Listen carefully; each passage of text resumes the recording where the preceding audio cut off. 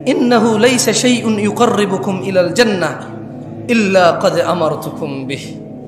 আব্দুল্লাহ ইবনে মাসউদ বলতেছেন রাদিয়াল্লাহু আনহু যে আল্লাহর নবী সাল্লাল্লাহু আলাইহি সাল্লাম বলছে যে নিশ্চয়ই এমন সকল কিছু যা তোমাদের ইউকাররিবুকুম ইলাল জান্নাহ, যা তোমাদের জান্নাতের নিকটবর্তী করে, ইল্লা ক্বাদ আমারতুকুম বিহ, কোনো কিছু আমি নির্দেশ দেওয়া থেকে বিরত হইনি।